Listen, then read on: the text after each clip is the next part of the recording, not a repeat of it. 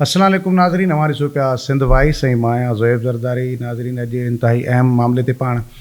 गुफ़्तगू कंदासीं। सिंध में जेके क़बीलाई तकरार आहिनि, जेके सिंध जे लाइ नासूर बणियल आहिनि ऐं उनमें सवें क़ीमती इंसानी जानियूं जेके आहिनि उहे ज़ाया थी चुकियूं आहिनि। उन जो जिरगो सखर में कुझु ॾींहंनि खां हलंदड़ हुयो, उन जी अॼु राति ताईं हतमी फतवा अची चुकी आहे त जेके बिरादरियुनि ते जिन जा खून साबित थिया आहिनि या जिन ते जेतिरो ॾंड पियो आहे उन ते बि पाण इन जे तफ़सील सां ते ॻाल्हाईंदासीं। उन सां गॾोगॾु पाण इहे क़बीलाई तकरार जनम छो वठनि था ऐं छा हाणे इन्हनि झेड़नि जो हल जेको आहे सो उहो कानून वटि न रहियो आहे ऐं हाणे इहे इन तरीक़नि सां जेके जिरगो आहिनि निबेरा थियनि था, आउट ऑफ दी कोर्ट वञी जेके सेटलमेंट्स थियनि थियूं, छा हाणे इन तरीक़े सां ई इहो थींदो ऐं शुरू खां थींदो पियो अचे। मुंहिंजे ख़्याल में के क़बीलाई झेड़नि जे अंदरि जेकॾहिं पाण ॾिसंदासीं त को वॾे पैमाने ते को जवाबदारनि खे सज़ाऊं कोन थियूं अचनि ऐं जेको सज़ाऊं न अचण जो सबबु वरी इहो हूंदो आहे त छाकाणि त उहे गिरफ़्तार ई न थींदा आहिनि जवाबदार। जेकॾहिं का हिकिड़ी बिरादरी कंहिं ॿी बिरादरी जे माण्हू खे क़तलु करे थी त वरी उहे कचे में हलिया था वञनि ऐं लिकी था वञनि, जंहिं करे पुलिस उन्हनि खे ॻोल्हे न सघंदी आहे। सो हिन वक़्तु बि जेका आहे सूरत हाल इहा आहे त जेके क़बीलाई तकरारनि जी जेको बाहि आहे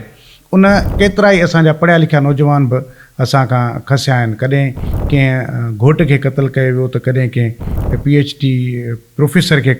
क़तलु कयो वियो, माइरनि जूं झोलियूं उजाड़ियूं वियूं ऐं नियाणियूं बेवाह कयूं वियूं। त मां सम्झां थो इहो इन सां न सिर्फ़ु इन तकरारनि सां उतां जी इलाइक़े जी तालीम तबाह थी आहे, बल्कि अमन जो पखी उॾामी वञण जे करे समाजी जेके तौर ते जेका आहे उहा बि तमामु हिकिड़ी वॾी उते भञंडरा थी आहे, जंहिंजे करे उते हिकु जेको आहे सो अजीब ग़रीब माहौल रहियो आहे। छाकाणि त जेकॾहिं के बि ॿ धुरियूं जड़ींदड़ हुजनि उन जे जहिड़े जे करे सॼो इलाइक़ो जेको आहे उहो परेशान थी वेंदो आहे ऐं उहो माण्हू जंहिंजो इन जहिड़े सां ॾियणु वठण बि न हूंदो आहे त उहो बि डिस्टर्ब थी वेंदो आहे। त ऐं इन सॼी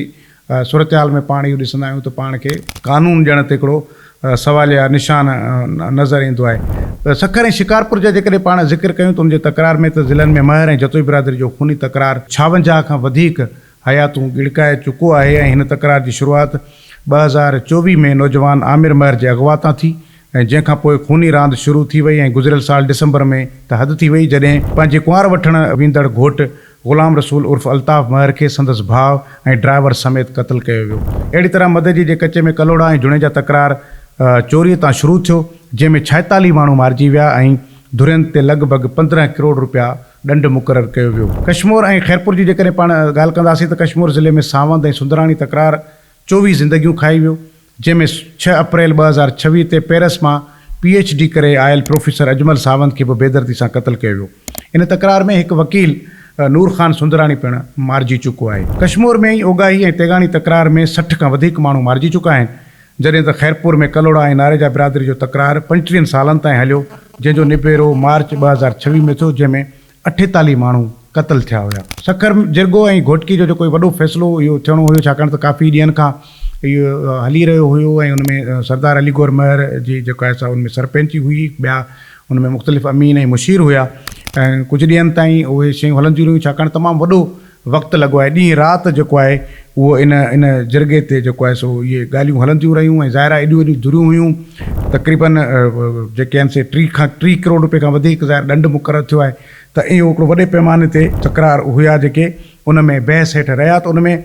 घोटकी जे रावती वारे कचे में हलंदड़ तकरार, जंहिंमें सभ खां वॾो जिरगो सखर में सरदार अली गौर ख़ान महर जी सरपंची हेठि थियो। हिन जिरगे में 7 बिरादरियुनि जे विच में हलंदड़ झेड़े जो निबेरो कंदे 84 क़तल साबित कया विया ऐं मजमूई तौर ते 3 करोड़ 55 लख ॾंड मुक़ररु कयो वियो। शर बिरादरी जा 21 क़तल साबित थिया, जिन ते ॿियनि धुरियुनि खे 6 करोड़ 53 लख ॾिना वेंदा, जॾहिं त सिलरा बिरादरी जा 19 क़तल साबित थियण ते खेनि 5 करोड़ 84 लख रुपया मिलंदा। भुट्टा बिरादरी खे 13 क़तलनि जे एवज़ 3 करोड़ 62 लख ऐं दोदू बिरादरी खे 8 क़तलनि ते 2 करोड़ 40 लख ऐं माची बिरादरी खे 6 क़तलनि ते 1 करोड़ 62 लख रुपया मिलंदा। खून जी क़ीमत ऐं हिकिड़ो फोक जो जेको आहे सो मामिलो उथारियो वियो आहे। त इहो आहे छा त भई हिकिड़ो फोक तकरार उहो आहे त हिन जिरगे में इंसानी ज़िंदगी जी क़ीमत मुख़्तलिफ़ मुक़ररु कई वई, यानी कि मुख़्तलिफ़ कैटेगरीज़ मुक़ररु कयूं वियूं आहिनि ॾंड जूं। त कंहिंजी खून बाह वधीक रखी वई आहे ऐं कंहिंजी घटि रखी वई आहे। जेको आम माण्हू जो खून आहे उन जी बाह जेका आहे सा 25 लख रुपया रखी वई आहे। चङे मुड़ुस जो जेको खून जो जेको मुआवज़ो आहे उहो 35 लख रुपया रखियो वियो आहे, जॾहिं त असराइती शख़्सियत ऐं औरत जे क़तल जो एवज़ो 50 लख रुपया रखियो वियो, जेको अदालती आइनी बराबरी वारे कानून सां त टकराव में अचे थो। पर छाकाणि त ज़ाहिर आहे जॾहिं मामिलो अदालतुनि मां हल इहो न थिए ऐं इहे मसइला जेके आहिनि कानून पंहिंजी हुकुमरानी क़ाइमु न करे सघे त पोइ ज़ाहिर आहे ॿाहिरि जॾहिं वेही इहे सेटलमेंट्स थियनि थियूं त पोइ उन में इहे जेके कानूनी तरीक़ेकार हूंदा आहिनि उन्हनि जो ख़्यालु ज़ाहिर आहे न रखियो वेंदो आहे ऐं पोइ कोशिशि इहा कई वेंदी आहे त कंहिं बि तरीक़े सां इहो तकरार जेको आहे उहो ख़तमु करे सघिजे। ऐं सभ खां वधीक जेका ॾुखंदड़ ॻाल्हि इहा हुई त 22 क़तलनि खे फ़ोक यानी ज़ाया करार ॾिनो वियो, यानी कि 22 माण्हू जेके इन में क़तल थिया आहिनि उहे न हिन पासे न हुन पासे उन्हनि जो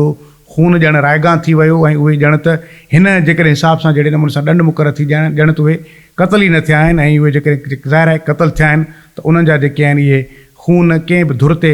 न रखिया विया ऐं उहे ज़ाया सम्झा विया या फ़ोक करार ॾेई ख़तमु कया विया आहिनि। इन ॻाल्हि ते धुरियुनि में सख़्तु कावड़ बि हुई ऐं सरदार अली गुरमर हिकु मौक़े ते नाराज़ थी जिरगे मां निकिरी बि जेको आहे सो वियो हलियो, पर मथां खां पवंदड़ दबाव सबबु धुरियूं फ़ैसिले ते राज़ी थी वियूं। कानूनी समाजी सवाल इन हवाले सां ज़रूरु उभरनि था जंहिं ते पाण जेको आहे सो इन ते पोइ ॻाल्हाईंदासीं, पर मां हाणे जेको वरी मजमूई तौर ते जेको राति आयो आहे फ़तवा जेका आई आहे उन में जेको आहे सो वरी ऐं तव्हांखे हिकु भेरो ॿीहर जेके ॿिया अञा कुझु रहियल आहिनि त तफ़सील सां वधीक तव्हांखे ॿुधायां थो त खूनी तकरार जेको घोटकी जो हुयो 84 क़तल साबित थियण ते जेको 3 करोड़ खां वधीक ॾंड मुक़ररु थियो जेको मूं तव्हांखे हाणे ॿुधाए छॾियो। ऐं इन दौरान जेको आहे इहो हिकिड़ी शइ ज़रूरु साम्हूं आई आहे त जेको सरदार अली गौर महर जो चवणु आहे त इन फ़ैसिला ॿुधाइण में या फ़तवा करण में देरि इन करे थी आहे छाकाणि त धुरियूं सच न पे ॻाल्हायूं ऐं धुरियुनि कूड़ पे ॻाल्हायो ऐं उन्हनि बार बार जेको आहे सो उहे खून बासण लाइ तयारु न हुयूं, जंहिंजे करे असांखे देरि थी ऐं उन चयो त असांखे ग़ैब जो इल्मु कोन्हे, पर असां कोशिशि कई आहे त इस्लाह ख़ातिर इंसाफ़ कयो वञे। त जेको सखर में थियल जिरगो आहे उन में सरदार अली गौर महर जी सरपंच हेठि ख़मीस ऐं जुमे जी विच वारी राति देरि सां जेका आहे सा उहा फ़तवा जारी कई वई ऐं फ़ैसिले में 7 बिरादरनि जे विच में जेके तकरार हुया उहे उन्हनि जो फ़ैसिलो तव्हांखे जेको आहे सो मूं ॿुधाए छॾियो। हिन फ़ैसिले जा जेके अमीन हुया उहे चंगेज़ ख़ान पंवर, गौस बख्श महर, इब्राहिम जतोई ऐं मीर आबिद जतोई हुया, जॾहिं त करीम ॾिनो बडाणी मुशीर तौरु हिन में शामिलु रहियो। हाणे इहो आहे त तकरार में हिन में मजमूई तौर ते 106 माण्हू क़तल ऐं 200 ज़ख़्मी थिया हुया, पर जिरगे में रुगो 84 क़तल तस्लीम कया विया। ज़रियनि मूजिबि फ़ैसिले में 22 क़तलनि ते धुरियुनि पारां को वॾो बहस थियो ऐं जिन जा माण्हू मारिजी विया हुया उन बिरादरी जे चङनि मुड़ुसनि जो ज़ोर हो त उहे क़तल पुलिस जे खाते में विझण बदिरां फ़ैसिले में पाड़िया वञनि ऐं जेका धुर मुलविस हुजे उन ते ॾंड रखियो वञे। ऐं फ़ैसिले जे सरपंच सरदार अली गौर महर जो चवणु हो त जेके माण्हू क्रिमिनल हुया पुलिस मुक़ाबलनि में मारिया विया आहिनि उन्हनि खे क़बीलाई झेड़नि में शुमार न कयो वेंदो। हिकिड़े मौक़े ते जॾहिं धुरियूं खून बासण लाइ तयारु न हुयूं ऐं धुरियुनि पारां ग़लति बयानी कई पई वई त फ़ैसिले जे सरपंच सरदार अली गौर महर नाराज़ थी निकिरी आयो ऐं नतीजे में फ़ैसिले जी फ़तवा में देरि थी। अहिड़ी सूरत बाद ज़िले इंतिज़ामिया सिंध हुकूमत ऐं असल वसवारनि खे मुदाख़लत करणी पई ऐं मथां खां पवंदड़ सख़्तु दबाव खां पोइ धुरियूं फ़ैसिले लाइ राज़ी थियूं। फ़ैसिले में खुलियल तौर ते इहो चयो वियो आहे त इहे खून ख़ानगी फ़ोर्स जे कार्रवाइनि दौरान थिया, तंहिं करे इहे पुलिस खाते में विया ऐं जिरगे जे हिसाब सां फ़ोक में शामिलु कया विया। सखर जिरगे में आम माण्हू जे क़तल जो एवज़ो 25 लख, चङे मुड़ुस जो क़तल 35 लख, वॾेरे असराइती शख़्सियत डबल यानी कि 50 लख रुपया हूंदो। औरत जे क़तल जो एवज़ो बि 50 लख रुपया मुक़ररु कयो वियो जेको तफ़रीक़ ते ॿधल हो, छो त इंसानी ज़िंदगी बराबरि हुजे थी ऐं मुल्क जे अदालती निज़ाम आइन ऐं क़ानून में सभु शहरी बराबरि आहिनि। जिरगाई निज़ाम सिधो सो अदालती निज़ाम क़ानून ऐं आइन सां सिधे टकराव में आहे, उन करे सखर जिरगो पहिरें ॾींहं खां ई सवालनि जी ज़द में आयल आहे। फ़ैसिले में पाण ॾिसंदासीं त शहरियार ख़ान शर ते जेको हमिलो थियो उनजो ॾंड 25 लख रुपया मुक़ररु कयो वियो आहे। फ़ौती अली महमूद ख़ान शर ऐं मोहम्मद उमर शर हर हिक लाइ 50 लख रुपया ऐं ज़ख़्मियुनि लाइ अलॻि अलॻि अदायगियूं मजमूई तौरु 1 करोड़ 40 लख रुपया सीलरा धुर अदा कंदी। ऐं उनखां अलावा मुख़्तलिफ़ बिरादरनि जा जेके नुक़सान ऐं अदायगियूं आहिनि, शर बिरादरी 21 क़तल 32 ज़ख़्मी, इन ते 6 करोड़ 53 लख रुपया सीलरा, दोंदू, भुट्टा, माछी तरफ़ां जेका धुर आहे उन्हनि तरफ़ां अदा कया वेंदा। सीलरा बिरादरी जा 19 क़तल 1 औरत समेत, उनमें 5 करोड़ 84 लख 50 हज़ार रुपया शर धुर भरींदी। भुट्टा बिरादरी जा 13 क़तल 8 ज़ख़्मी 3 करोड़ 62 लख रुपया शर बिरादरी भरींदी। दोंदू बिरादरी जा 8 क़तल 9 ज़ख़्मी 2 करोड़ 40 लख 50 हज़ार रुपया शर भरींदा। माछी बिरादरी 6 क़तल 1 ज़ख़्मी 1 करोड़ 62 लख 56 हज़ार रुपया शर भरींदा। ॿियनि धुरनि जा फ़ैसिला, महर 2 क़तल 2 ज़ख़्मी 67 लख 50 हज़ार ॾंड, तड़त 3 क़तल 75 लख उनजो ॾंड, कोश 3 क़तल 75 लख रुपया। अदायगी जो शेड्यूल जेको आहे उहो बि इन सॼे जेको आहे सो उन जिरगे में ॿुधायो वियो आहे त पहिरीं क़िस्त 1 महीने अंदरि अदा कई वेंदी, ॿी क़िस्त 3 जनवरी 2027 ताईं अदा कई वेंदी ऐं टीं क़िस्त 3 मई 2027 ताईं, यानी 1 साल जो मुकमल जेको आहे सो तक़रीबन उहो मुदो हूंदो। त इहे 3 क़िस्तुनि में जेका जंहिं धुर ते जेको ॾंडु पियो आहे उहो ॾंडु मुतासिर धुर खे अदा कंदी। ऐं अदायगी जेका आहे उहा बि ॾाढी दिलचस्प नमूने सां हिकिड़ी शइ आहे त अदायगियूं जेके बि आहिनि, जेके बि धुरियूं ॿी धुर खे हाणे सिधी रीत अदायगी बि न कंदियूं ऐं न ई वरी कंहिं चङे मुड़ुस कंहिं वॾेरे या कंहिं सरदार जे मार्फत अदायगी न कंदियूं, बल्कि SSP ऑफिस घोटकी जे अंदरि उहे धुरियुनि जी मौजूदगी में इहे जेके अदायगियूं थींदियूं, धुरियूं ईंदियूं, हिका तारीख़ मुक़ररु थींदी, उन में जेका ॾंडु भरण वारी धुर आहे उहा पैसा खणी ईंदी ऐं जेका ॾंडु वठण वारी धुर उहा बि ईंदी ऐं उते SSP ऑफिस में उन्हनि खे इहा अदायगी कई वेंदी। ऐं उन सां अलावा फ़तवा में हिकु शर्त बि रखियो वियो आहे त जेकॾहिं जेका धुर हाणे अॻिराई कंदी उन ते 80 लख रुपया इज़ाफ़ी ॾंडु लागू थींदो ऐं हाणे उहो क़बीलाई जहिड़ो न पर क्राइम तसवुरु कयो वेंदो, यानी कि जेकॾहिं को बि माण्हू कंहिं ॿी धुर जे माण्हू सां विढ़े थो त हाणे उनखे क़बीलाई जहिड़ो या बिरादरियुनि जो जहिड़ो न, बल्कि इहो चयो वेंदो त हीउ क्राइम आहे ऐं पोइ उहो उनखे का बि ॿी बिरादरी, पंहिंजी जेका साॻी बिरादरी आहे या उनजा चङा मुड़ुस आहिनि, उनखे सपोर्ट न कंदा। इन सॼे मामले में जॾहिं जिरगो थी रहियो हुयो त सभ खां वधीक जेको बहस हली रहियो या ॻाल्हि इहा हल रही त छा इन दौरान या इन जिरगे दौरान जाम महताब ख़ान ॾहर ऐं शहरयार ख़ान शर जे विच में जेको तकरार हलंदड़ आहे उनजो बि निबेरो थींदो, पर उहो कोन थी सघियो आहे छाकाणि त PPMP जाम महताब हुसैन ॾहर जिरगे में शिरकत न कई ऐं उनजो मौक़ुफ़ इहो हुयो जेको ज़रिया ॿुधाइनि था त हुन चयो त हीउ क़बीलाई तकरार न पर मथसि ज़ाती हमिलो हुयो जंहिंजो केस अदालत में हलंदड़ आहे ऐं फ़ैसिलो अदालत कंदी। त हीउ हिकिड़ो सॼो जेको